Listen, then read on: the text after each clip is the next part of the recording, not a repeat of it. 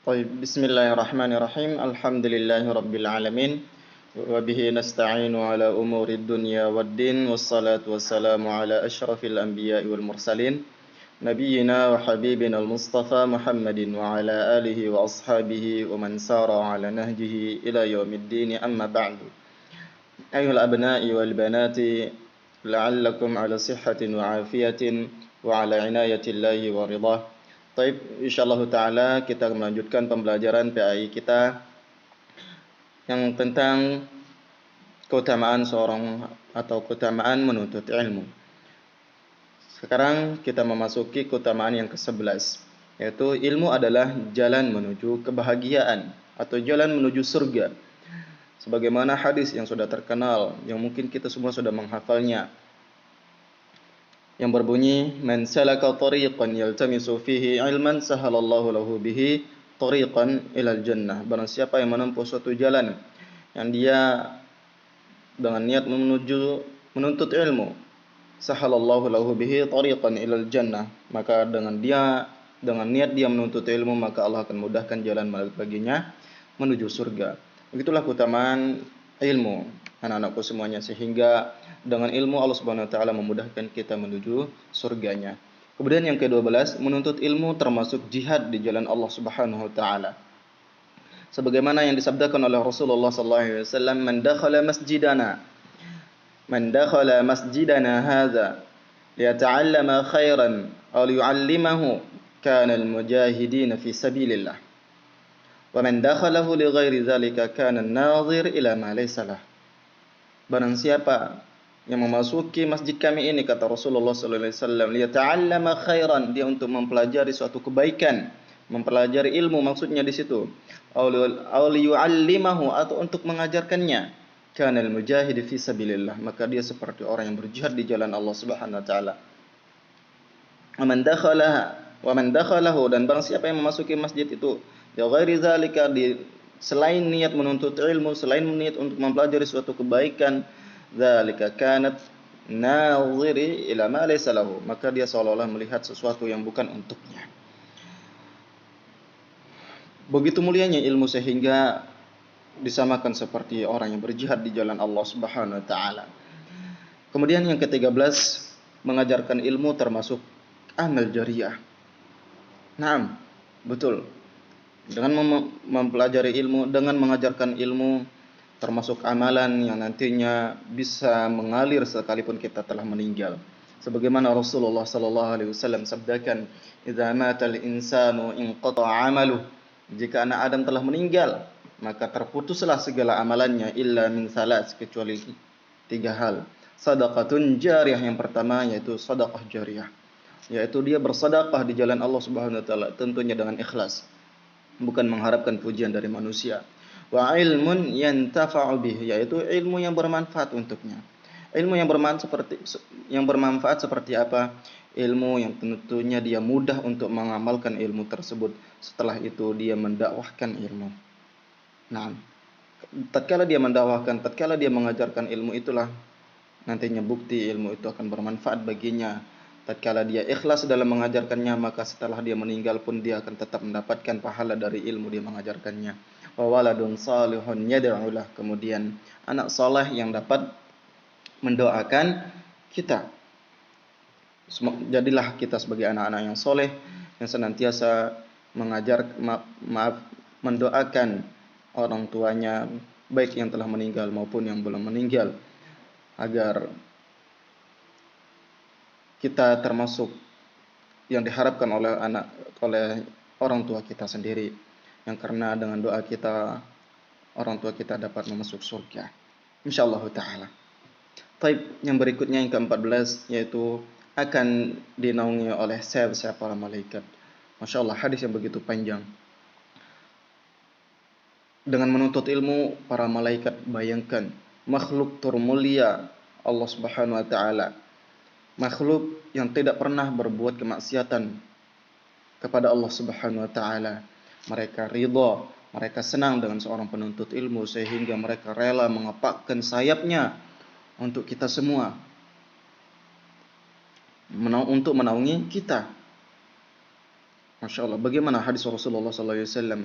Man salaka tariqan, barang siapa yang menempuh suatu jalan, yatlubu fihi ilman, dia dalam rangka menuntut ilmu, salakallahu bihi tariqan ilal jannah, maka dia Allah akan mudahkan jalan baginanya menuju surga. Innal malaikata, sungguhnya para malaikat, la tad'u ajnihatiha, mereka akan mengepakkan sayap mereka, ridwan li talabil ilmi. Ingat di sini. Ini syahidnya. Di sini syahidnya yaitu sungguhnya para malaikat, la tad'u ajnihatiha, mereka mengepakkan sayap mereka, ridwan li talabil ilmi, karena suka senang dengan para penuntut ilmu. Masya Allah. Wa innahu la yastaghfiru lil alim. Kemudian para malaikat itu akan meminta ampun kepada Allah Subhanahu wa taala untuk orang-orang yang alim. Man fis sama'i wal ardi, bagi orang-orang yang di atas langit dan di bumi. Hatta al-hitanu fima, sehingga ikan-ikan di dasar lautan pun mereka mendoakan untuk para orang-orang menuntut ilmu, orang-orang yang alim. Fadlul alim 'alal 'abid ka fadlil qamari 'ala sairil kawakib. Dan keutamaan seorang yang alim, orang yang berilmu dibandingkan dengan orang yang ahli ibadah tanpa ilmu, kal qamar, seperti rembulan purnama, 'ala sairil kawakib, di sekeliling ribuan bintang gemintang. Innal ulamaa, sesungguhnya para ulama, para orang-orang alim, hum warasatul anbiya, mereka adalah pewaris para nabi. Wal anbiya'u lam yuwarrisu dinaran, dan para nabi tidak pernah mewariskan dinar, wala dirham, tidak juga dirham. Innama warasul ilma, mereka mewariskan ilmu. Faman akhadhahu akhadha bihawzin wafirin, barang siapa yang telah mengambilnya, maka dia mendapatkan jatah yang begitu sangat banyak. Masya Allah. Itulah keutamaan para penuntut ilmu dan orang yang alim, orang penuntut ilmu dan orang yang mengajarkannya. Sampai para malaikat pun senang, sehingga mengepakkan sayapnya untuk menaungi para penuntut ilmu dan orang yang mengajarkannya. Hatta langit, hatta ikan di dasar lautan pun ikut mendoakan orang-orang yang mengajarkan ilmu dan orang yang mempelajarinya. Kemudian yang ke-15, bahkan semut dan ikan pun turut berdoa untuk orang menuntut ilmu. Dan seperti hadis di atas, wa innallaha wa malaikatahu, sungguhnya Allah dan para malaikatnya, wa ahlas samawat, dan para penduduk langit, wal ardina, dan para penduduk bumi, hatta namlah, sehingga semut, fi juhriha, di lubang semut, di rumahnya itu, di lubang tanah, hatta al-hut, sehingga juga ikan-ikan di dasar lautan, yusalluna ala muallimina an-nas al-khair, yaitu mereka berselawat kepada manusia yang mengajarkan kebaikan. Muallimina, orang-orang yang mengajarkan kebaikan kepada manusia. Masya Allah. Keutamaan penuntut ilmu sangatlah banyak, sangatlah luas. Yang disebutkan di sini sampai 15, dan seharusnya lebih banyak. Alhamdulillah. Maka keutamaan apa lagi yang kita cari sehingga kita tidak ada semangat, tidak ada ghirah dalam menuntut ilmu. Kemudian bermalas-malasan dalam menuntut ilmu. Anak-anakku semua, bermalas-malasan dalam menuntut ilmu.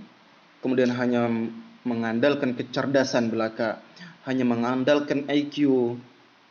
Jangan harap kita akan berhasil dengan IQ dan kecerdasan yang kita miliki, namun tanpa diiringi dan kesungguhan. Kita mengetahui, kita ingat perkataan Imam Syafi'i yang tentunya anak-anak semuanya sudah mengetahuinya. Salah satunya, zakiyun hirsun wajtihadun wa hirsun wal bulghah wa suhbatu ustazin wa tulu zaman. Itu semuanya adalah syarat para penuntut ilmu yang ingin berhasil.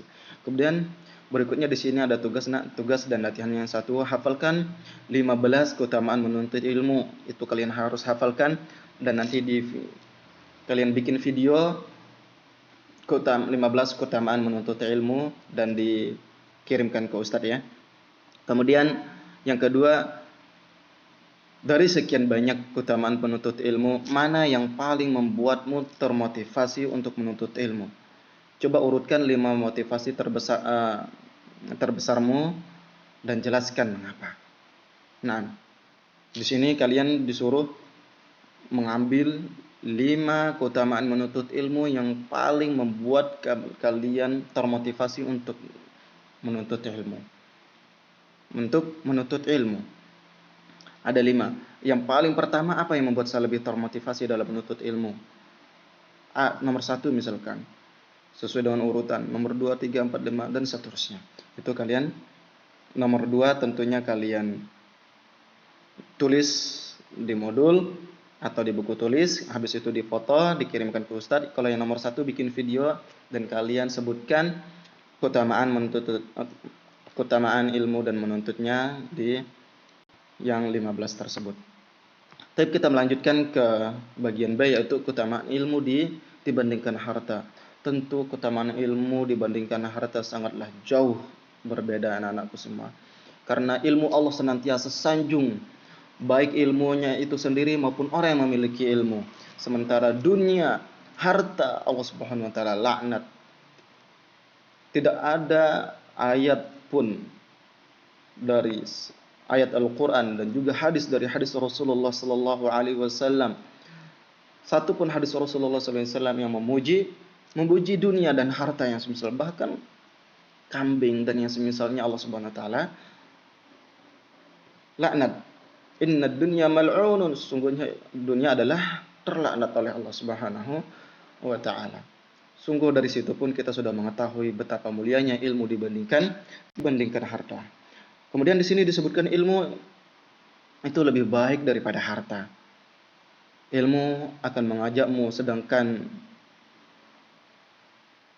harta akan menjagamu. Betul. Ilmu akan menjaga kita dari segala kebodohan, dari segala tipu daya. Sementara harta, bisa jadi dengan harta kita tidak tenang. Harta tidak bisa menjaga kita. Bahkan seringkali orang memiliki harta yang banyak namun merasakan kegelisahan yang begitu dahsyat. Sehingga menyewa ajudan A, menyewa ajudan B, kiri kanan ada ajudan. Ini yang menyebabkan kegelisahan di dalam hati. Kemudian ilmu itu hakim yang memutuskan berbagai perkara. Sedangkan harta adalah yang dihakimi. Betul sekali. Nah, ini sangat betul sekali. Coba bayangkan, para hakim memutuskan suatu keputusan tentu dengan ilmu. Menentukan suatu ketentuan, memutuskan suatu perkara tentu dengan ilmu. Sementara hartalah yang diputuskan. Kita lihat ada ilmu waris. Ada ilmu waris tentang pembagian harta. Bagaimana harta itu diatur sedemikian rupa oleh ilmu. Misalkan tatkala seorang ayah meninggalkan ada anak laki-laki, ada istri, ada anak perempuan, kemudian bagaimana cara membaginya. Misalkan seorang istri dia mendapatkan 1/4, kemudian anaknya di situ mendapatkan 1 bagian, anak perempuannya mendapatkan 1/2 bagian, dan yang semisalnya itu sudah Allah atur dalam ilmu. Ilmu yang memutuskan, hartalah yang diputuskan. Oleh karenanya ilmu adalah hakim dan mahkumnya adalah harta. Dan yang berikutnya adalah harta akan berkurang ketika dibelanjakan. Sangat betul. Tatkala kita belanjakan, harta itu akan berkurang kecuali kalau kita bersedekah. Kalau kita bersedekah di jalan Allah Subhanahu wa taala, berinfak ke anak-anak yatim, berinfak untuk pendidikan, berinfak untuk orang-orang yang miskin, orang-orang yang membutuhkan dan yang semisalnya, maka Allah Subhanahu wa taala akan melipat gandakan. Namun kalau jika hanya harta kita belanjakan begitu saja, maka harta kita akan berkurang. Berbeda dengan ilmu. Sedangkan ilmu bertambah ketika diajarkan. Setiap kali orang mengajarkan ilmu, maka setiap itulah dia akan memiliki tambahan ilmu. Baik secara pengalaman, baik secara ilmunya itu sendiri, dan yang semisalnya. Tentu dari sisi apapun akan ilmu jauh lebih bermanfaat daripada harta. Kita lanjutkan berikutnya. Nah, nanti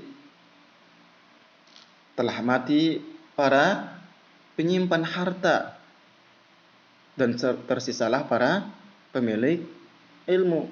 Walaupun diri-diri mereka telah tiada, akan tetapi pribadi mereka tetap ada pada hati-hati manusia. Coba kita lihat, orang kaya mana yang sehingga sampai saat ini namanya disebut selain Qarun? Selain Qarun, orang kaya mana yang telah meninggal kemudian namanya masih disebut-sebut? Sangat sedikit.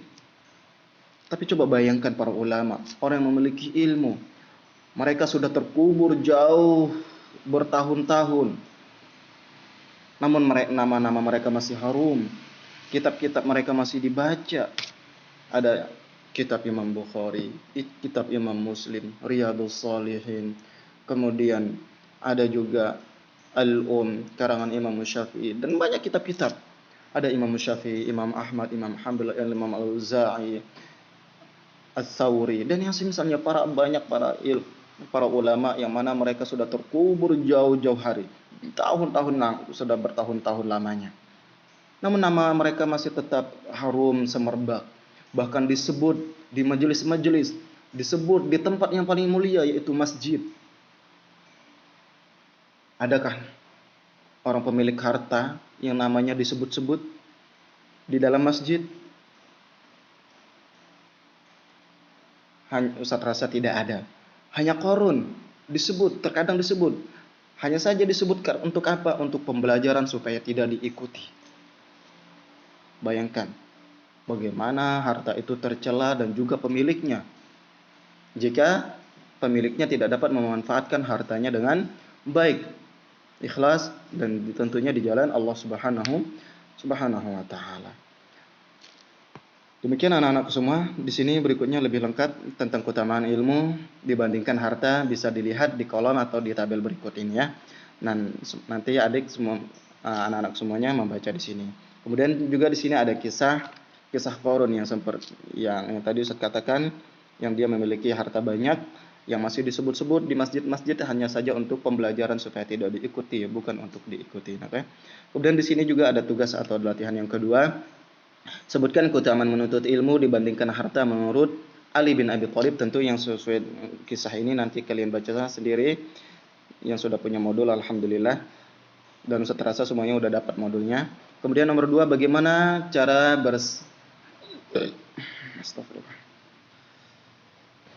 Bagaimana cara bersaing dengan orang yang banyak diberi harta.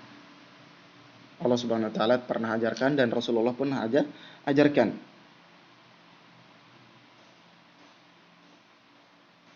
Terus yang ketiga, mengapa kita masih mengenal nama-nama ulama meskipun mereka sudah meninggal ribuan tahun yang lalu. Seperti Ustaz katakan, beribu-ribu tahun, tapi masih banyak para ulama yang kita sebut-sebut, namanya masih harum semerbak. Ya. Baik, itu alhamdulillah sudah habis bab ketiga, kita masuk ke bab keempat. Ini adalah bab yang terakhir, sifat talabul ilmi. Kita lanjutkan karena ini insyaallah pertemuan terakhir. Nah, yang A, belajar adab sebelum belajar ilmu. Nah, tentu kita harusnya belajar adab sebelum mempelajari ilmu agar menuntut ilmu ini berkah dan berhasil serta bermanfaat untuk kita. Maka dalam menuntut ilmu harus memperhatikan dan mengamalkan adab-adabnya. Jangan menuntut ilmu seperti sedang bermain, pakai kaos oblong, atau baru tidur, belum cuci muka, udah berangkat sekolah atau video callan misalkan, dan yang semisalnya. Itu termasuk adab-adab yang tidak baik. Nah, sebagaimana Yusuf bin Al-Husain berkata, dengan adab maka akan mudah bagimu memahami ilmu. Maka tatkala hilang adab kita dalam menuntut ilmu, baik secara pakaian, baik secara sopan santun, baik secara tutur kata dengan para guru, maka hilanglah kemudahan bagi kita untuk menuntut ilmu. Oleh karenanya, anak-anakku semua, perhatikan adab kita dalam menuntut ilmu. Para ulama zaman dahulu sangat perhatian atas adab menuntut ilmu. Sangat perhatian. Al-Imam Malik rahimahullah pernah berkata pada seorang pemuda Quraisy, pelajarilah adab sebelum mempelajari ilmu. Baik, Imam Malik mengatakan seperti itu, pelajari adab sebelum menuntut ilmu. Adab-adab kita dalam menuntut ilmu itu seperti apa? Baik adab kita tentang kepada Allah, harus mengikhlaskan niat. Tatkala menuntut ilmu kita harus betul-betul ikhlas untuk menghilangkan kebodohan dari diri kita dan untuk orang lain, bukan untuk berwah-wahan atau berbangga-banggaan, aku sudah hafal sekian juz, aku sudah menghafal sekian surat, aku sudah menghafal sekian. Itu bukan adab dalam menuntut ilmu. Bahkan orang-orang yang menghafal Al-Quran, orang-orang yang belajar ilmu dengan ingin dipuji, maka perhatikanlah, dia termasuk orang-orang yang nantinya akan pertama kali akan diseret oleh Allah Subhanahu wa taala dengan neraka. Berikutnya, Imam Ibnu Mubarak pun pernah mengatakan, kami mempelajari masalah adab itu selama 30 tahun. Perhatikan. Sedangkan kami mempelajari ilmu selama 20 tahun. Bayangkan anak-anakku semua, adab itu jauh lebih lama kita pelajari daripada ilmu. Oleh karenanya, sangatlah penting adab.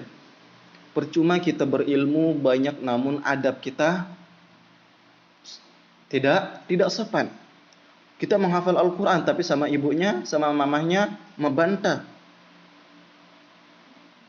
Umi, abi minta tolong, nak, tolong belikan ini, tolong belikan cabai ke warung ini. Semuanya ngelak. Nggak mau segalanya. Ini sedang asik, ini sedang main ini. Dan yang segala bodoh dan beribu alasan untuk tidak mengikuti perintah orang tua. Ini sangat tidak benar. Percuma kita hafal Al-Quran, tatkala perintah orang tua kita abaikan. Percuma kita banyak ilmu, percuma kita cerdas, tatkala orang tua mengarahkan kita untuk sholat namun kita membantah. Orang tua mengarahkan kita untuk belajar namun kita mengelak. Itu sangat termasuk salah satu ciri-ciri ilmu yang tidak bermanfaat. Kemudian Ibnu Sirin pun berkata, mereka para ulama dahulu mempelajari petunjuk atau adab sebagaimana mereka menguasai satu ilmu. Makhlad bin Al-Husayn berkata kepada Ibnu Mubarak, kami lebih butuh dalam mempelajari adab daripada banyak menguasai hadis. Betul, percuma kita menghafal banyak seribuan hadis, namun ternyata mulut kita kotor, sering bergibah, sering mencela, sering mengumpat, sering berkata kotor. Nauzubillahi min dzalik. Oleh karenanya hati-hatilah anak-anakku semuanya, tolong perhatikanlah adab-adab kita dalam menuntut ilmu. Nah, kemudian berikutnya di sini ada tugas dan latihan yang semoga kalian dapat kerjakan. Di buku modulnya difotokan dan dikirimkan ke Ustadz. Mengapa kita perlu mempelajari adab terlebih dahulu? Nah, tentu kalian harus baca yang ini terlebih dahulu nih. Kalian harus baca dengan tartil dan dipahami dengan baik. Sengaja Ustadz tidak baca supaya kalian nanti ada pekerjaan untuk membaca ya.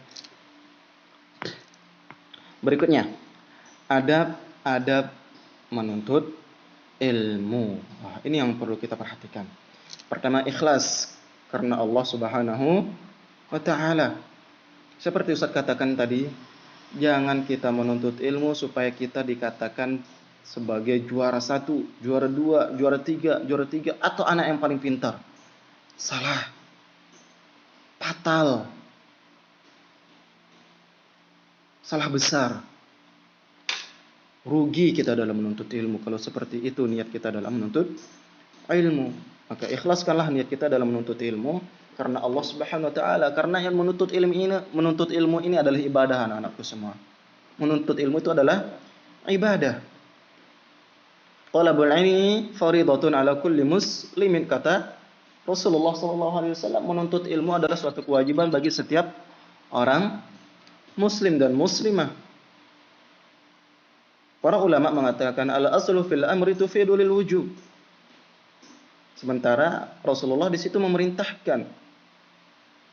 Talabul ilmi faridatun ala kulli muslimin wa muslimatin.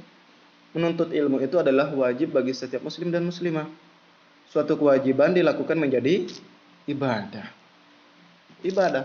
Oleh karenanya ikhlaskanlah niat kita dalam menuntut ilmu, karena menuntut ilmu adalah ibadah yang Allah Subhanahu wa taala dan Rasulnya wajibkan. Tentu tatkala kita beribadah harus mengikhlaskan niat kepada Allah Subhanahu wa taala, bukan menginginkan pujian dari manusia atau dari guru-guru yang lainnya. Innamal a'malu binniyat, sungguhnya segala amalan itu tergantung pada niatnya, walikulli imri'in ma nawa, dan masing-masing orang itu sesuai apa yang ia niatkan. Faman kana hijratuhu, dan barang siapa yang niatnya berpergian ilallah karena Allah Subhanahu wa taala wa rasulih, dan untuk rasulnya, fa hijratuhu ilallahi wa rasulih, maka hijrahnya untuk Allah dan rasulnya. Wa man kana hijratuhu lidunya, barang siapa yang dia itu berhijrah berpergian atau menempuh suatu jalan di dunia karena untuk suatu dunia yang hina, yusibuha, yang dia ingin dapatkan, aw imra'atin, atau seorang perempuan yang ingin dia dapatkan, tazawwajuha, yang untuk dia nikahi, fa hijratuhu ila ma hajara ilaih, maka hijrahnya tergantung apa yang ia niatkan. Maka oleh karenanya, maka ikhlaskanlah niat dalam menuntut ilmu. Seperti apa niat kita dalam menuntut ilmu? Yang pertama, niatkan ilmu kita menuntut ilmu untuk menghilangkan kebodohan dari diri sendiri. Karena pada dasarnya kita adalah orang yang bodoh. Kita dilahirkan oleh Allah Subhanahu wa taala dalam keadaan bodoh, tidak mengetahui apa-apa. Kita begitu lahir kita kita lahir dari perut ibu. Ada orang yang mengetahui langsung nama ibunya siapa, nama ayahnya siapa, nama kakeknya siapa, nama tempat tinggalnya apa, nama anggota tubuhnya apa? Tentu semua itu tidak ada. Karena kita dalam keadaan bodoh. Maka begitu juga ilmu syar'i ini sungguh sangat luas yang untuk kita pelajari. Untuk kita jauh lebih bodoh dari hanya sekedar untuk mengetahui nama ibu, nama ayah, dan juga nama anggota badan kita. Maka hilangkanlah kebodohan dari diri kita sendiri. Kemudian mengamalkan. Naam. Setelah kita mendapatkan ilmu tersebut, kita niatkan untuk mengamalkan. Ciri ilmu yang bermanfaat adalah tatkala kita mengetahuinya, kita dapat mengamalkan ilmu tersebut. Dan juga sebaliknya. Ilmu yang tidak bermanfaat tatkala kita mengetahuinya namun kita malas untuk mengamalkannya. Hati-hati anak-anakku semua. Berikutnya, menghilangkan kebodohan pada orang lain. Ini maksudnya apa? Kita harus mendakwahkan, mengajarkan ilmu yang kita miliki, ilmu yang sudah kita pelajari, ilmu yang sudah kita amalkan. Jangan kita sembunyikan ilmu kita. Setelah kita mengetahui, setelah kita mendapatkan ilmu, maka kita amalkan. Setelah itu kita dakwahkan. Ajarkan kepada orang tua kita, orang tua mungkin yang belum mengetahui, adik-adik, teman-teman sekeliling, dan nanti juga untuk keseluruhan umat muslim. Dan berikutnya meninggalkan ilmu dan Islam. Islam itu tinggi, meninggikan ilmu dan tadi terlalu kecil. Meninggikan ilmu dan Islam. Islam itu tinggi. Dengan kita mempelajari ilmu, maka Islam akan jauh lebih tinggi. Inna kunna adhallu qaumin fa'azzana Allahu bil Islam. Famahma natlubul izzah bighairi ma a'azzana Allahu bihi adallana Allah. Inna kunna, sungguhnya kita ini dulu Adzallana kaum yang hina, fa'azzanallahu bil Islam, maka Allah Subhanahu wa taala muliakan kita dengan Islam.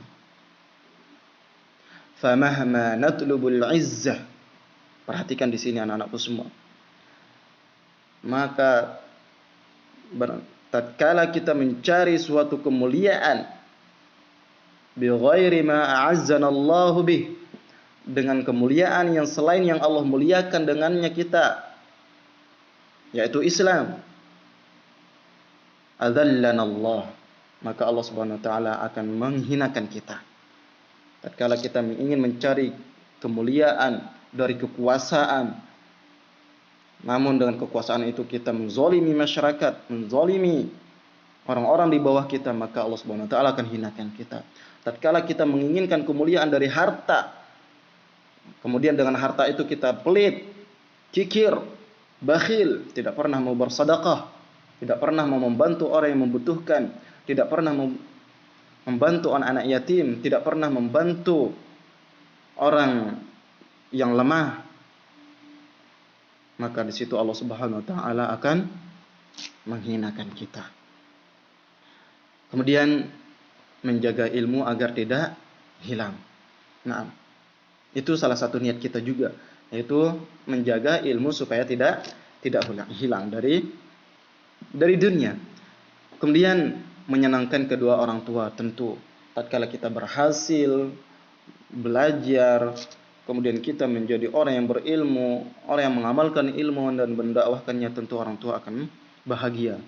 Menyenangkan guru, ustadz yang mengajarkan kita, tentu tatkala kita mendapatkan memahami ilmu, kita mengamalkan, masya Allah, suatu kebahagiaan bagi seorang guru tatkala melihat muridnya mengamalkan ilmu yang diajarkan, atau bahkan ilmu yang diajarkan oleh seorang guru dia selalu lantun-lantunkan, dia selalu ulang-ulangi, dia selalu murajaah, bahkan dia amalkan isi dari ilmu tersebut.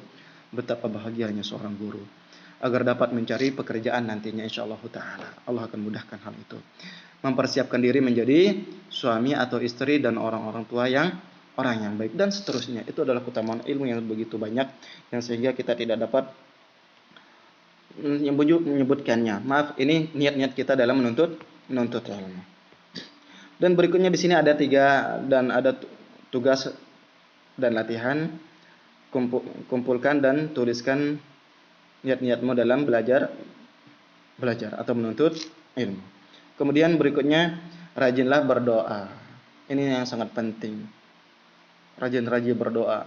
Tatkala kita menghilangkan doa dari segala usaha kita, tatkala kita mengakhiri doa dari segala usaha kita, maka di situ bentuk kesombongan kita kepada Allah Subhanahu wa taala. Karena tatkala kita mengakhiri doa, maka di situ kita telah mengakhiri Allah Subhanahu wa taala. Seolah-olah kita membelakangi Allah, seolah-olah kita tidak akan butuh kepada Allah Subhanahu wa taala. Maka dahulukanlah doa. Doa, kemudian berusaha, tapi jangan doa diam di masjid, habis itu tidak mau berusaha. Salah. Pengen dapat rezeki, berdoa di masjid, habis itu tidur doa mulu di masjid, kemudian tidak mau mencari rezeki, itu juga salah. Tentu doa diiringi dengan usaha. Apa doa kita? Tentu wa qala rabbuka ud'uni astajib lakum, ya wa qala rabbukum, maka Allah Subhanahu wa taala berfirman mengatakan kepada kalian, ud'uni, maka mintalah kepadaku, astajib lakum, niscaya akan aku kabulkan, innal ladzina yastakbiruna an ibadati, dan sungguhnya orang-orang yang sombong dari beribadah kepadaku, sayadkhulunal jahannama dakhirin, maka dia akan masuk ke dalam jahannam, yaitu neraka, dan dalam hina dina. Kemudian berikutnya kita tentu meminta berdoa kepada Allah Subhanahu wa taala agar diberikan ilmu yang bermanfaat, kemudian dimudahkan kita dalam mengamalkannya dan mendakwahkannya, dan diberikan kesabaran kepada kita dalam mengerjakannya. Kemudian tugas latihan berikutnya adalah, apakah selama ini kamu sudah sering berdoa kepada Allah dan menuntut ilmu kapan saja dan apa saja doamu? Nah, nanti itu kalian kerjakan dan ditulis. Bertakwa kepada Allah. Tentu ini adalah bertakwa. Ini seringkali kita di sini lalai anak-anakku semua. Padahal Allah Subhanahu wa taala mengatakan,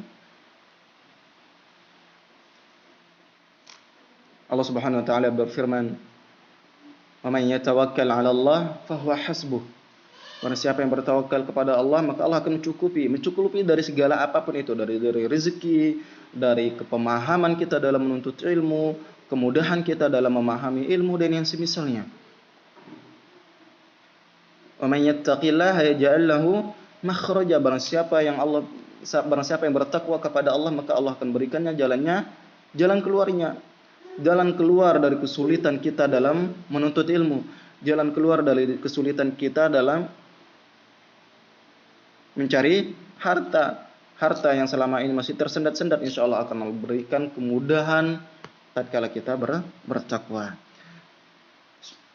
Kemudian apa itu takwa? Tentu anak-anakku semua, takwa menjalankan perintah Allah Subhanahu wa taala ala nurin min Allah, tentu dengan cahaya dari Allah Subhanahu wa taala. Tarju thawab Allah, yang kita menginginkan pahala dari Allah Subhanahu wa taala, dan meninggalkan kemaksiatan kepada Allah, meninggalkan kemaksiatan Allah Subhanahu wa taala. Seperti misalkan tarku maksiatillah, kita meninggalkan kemaksiatan Allah kepada Allah Subhanahu wa taala ala nurim min Allah, tentu karena niat Allah untuk Allah Subhanahu wa taala. Takhafu iqabillah, yaitu kita mentakuti atau takut atas azab Allah Subhanahu wa taala. Itulah yang dimaksud dengan takwa. Bukan hanya sekedar takwa hanya sekedar di mulut, kemudian tidak ada implementasi di anggota badan. Coba lihat anak-anakku semua, tatkala takwa kita gugur, tatkala takwa kita runtuh, tatkala takwa kita sudah mulai berguguran, berkurang, tatkala mata sudah menuju ke dosa, mulut sudah mulai melantunkan hal-hal yang Allah Subhanahu wa taala haramkan, tatkala kaki berlangkah ke tempat-tempat maksiat, tatkala jempol ini sudah mulai mengetik situs-situs yang tidak Allah Subhanahu wa taala perintahkan, atau tentu situs-situs yang Allah Subhanahu wa taala murkai, maka di situ akan penghalang ilmu kita. Coba lihat Imam Syafi'i, syakautu ila waqi'in su'a hifzi.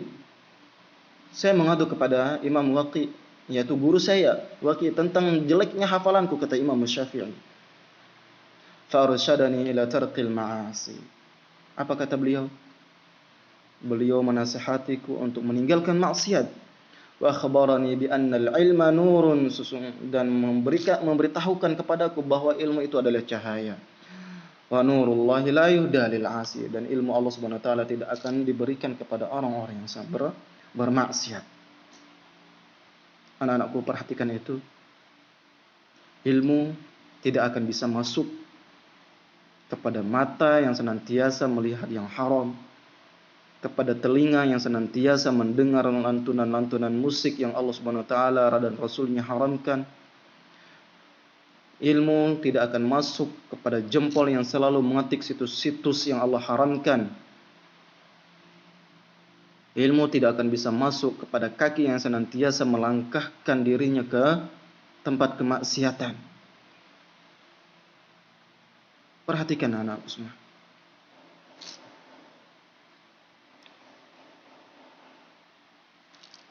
Semoga ini bisa sebagai pelajaran buat kita semua.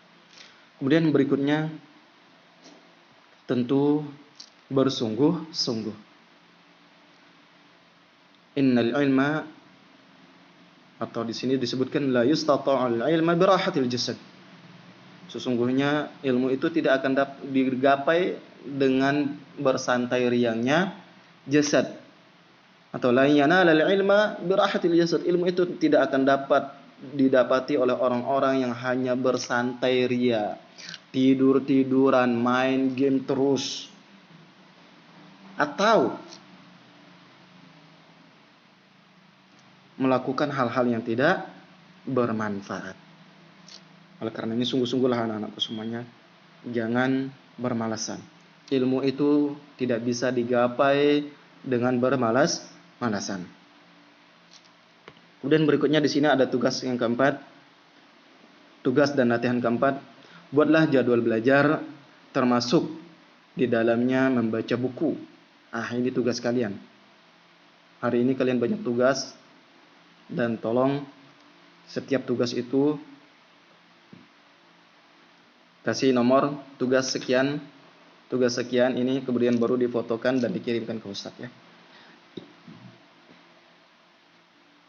Dan mengulangi pelajaran di sekolah sebagai rutinitas dalam 1 pekan.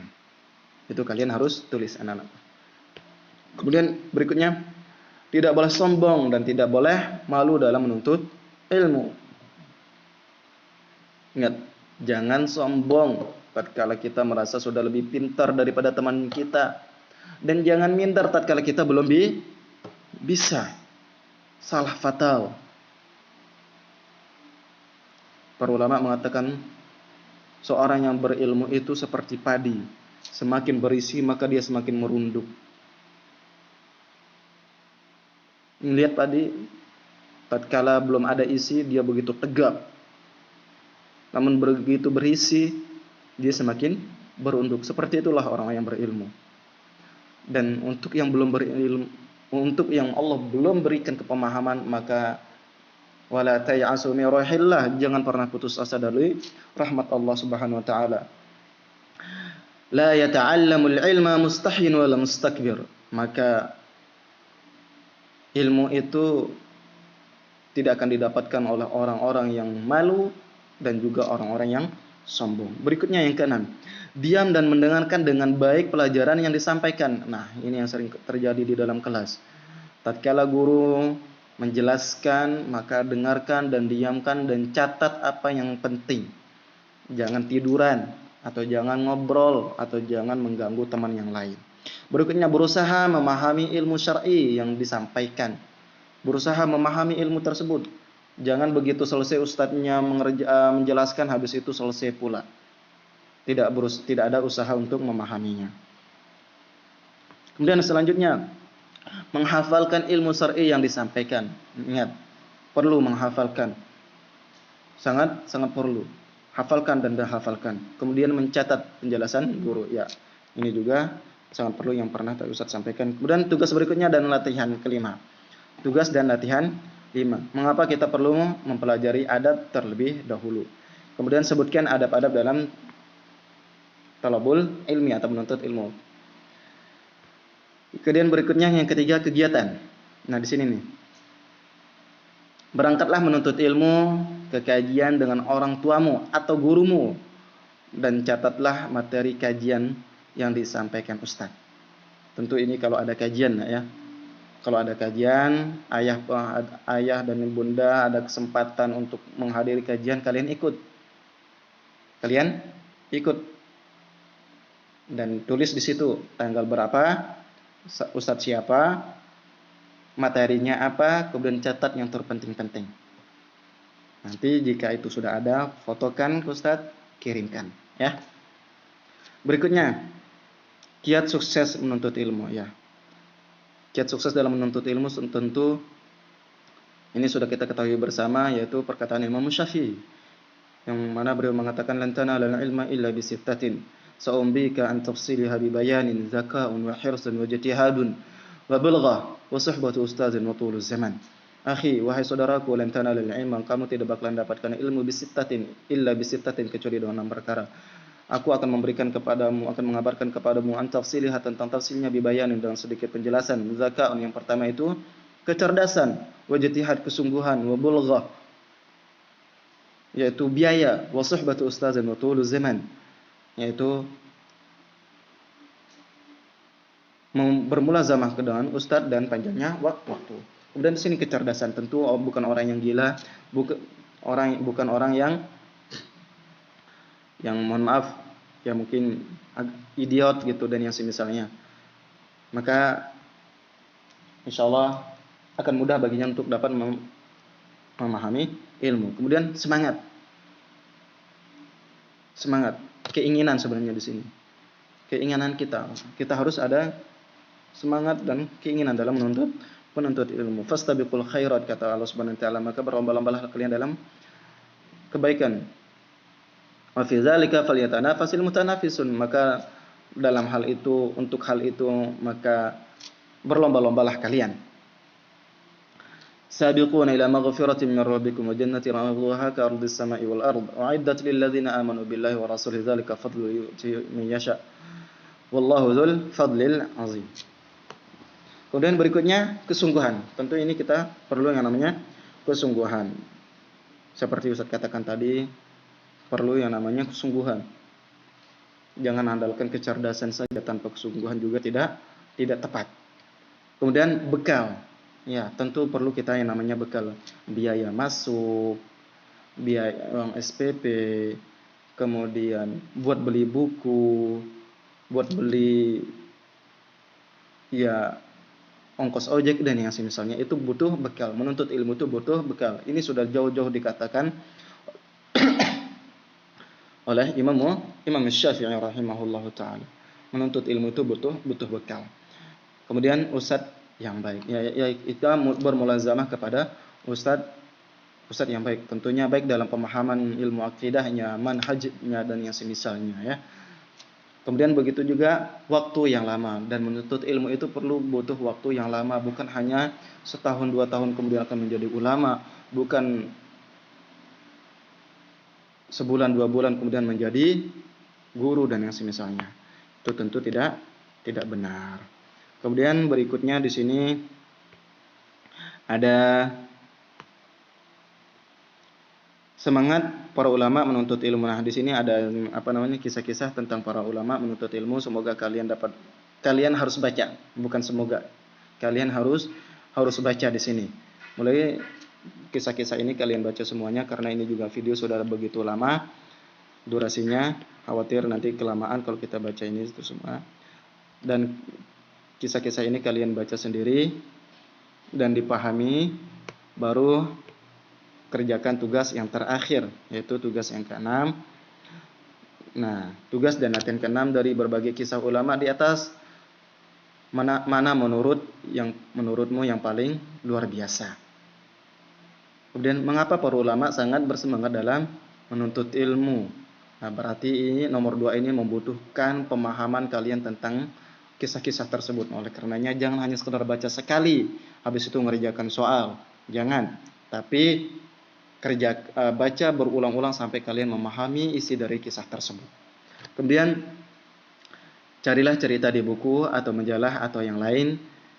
Bisa juga dengan bertanya kepada orang tuamu tentang perjalanan ulama menuntut ilmu, dan tulis di bawah,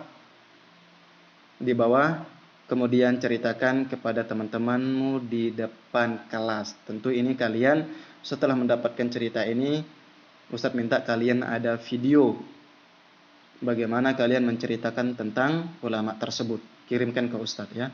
Dan semua tugas-tugas ini akan menjadi nilai kalian, karena kita tidak ada ujian akhir kuartal. Dengan tugas-tugas inilah kalian akan diambil nilainya.